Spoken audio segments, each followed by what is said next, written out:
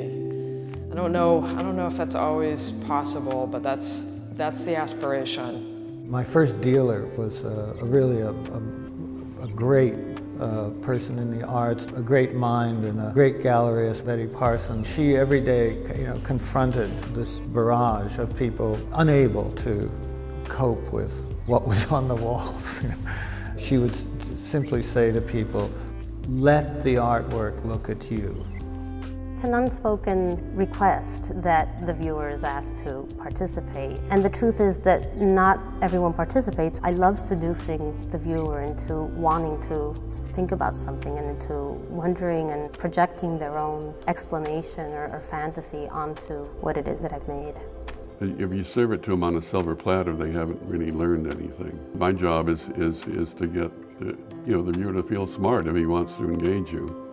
But of course, it's got to be a seductive thing. You've got to engage them first, but then you can play this sort of mind game with them. Indeed, I think one of the reasons one goes into this creative world is with the hopes of reaching higher and broader levels of communication. That's where the magic is. It's like I want the viewer to have their own experience of the work. I want the viewer to be lost. If I make objects that have multiple vantage points, then I would encourage the viewer to also take on multiple vantage points. The viewer is much more aware of their role and not passive but active. Art's about communication. You can communicate, you don't have to cater. I really believe in eliminating information, working against people's priority of vision. So when you look at a person, you're normally going to look at their face. I just try to defeat that.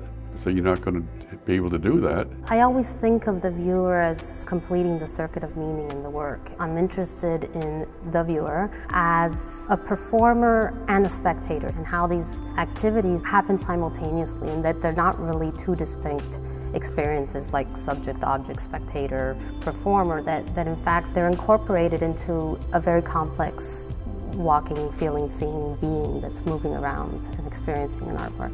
We have this potential to create ourselves through our creative dimension, and that's just as true for the viewer as it is for the maker of the artist. Personally, I use art to nourish my inner life. I mean, that's for me one of the absolute main purposes for artwork. I'm willing to fight for being the kind of artist who is able to nourish the inner lives of people.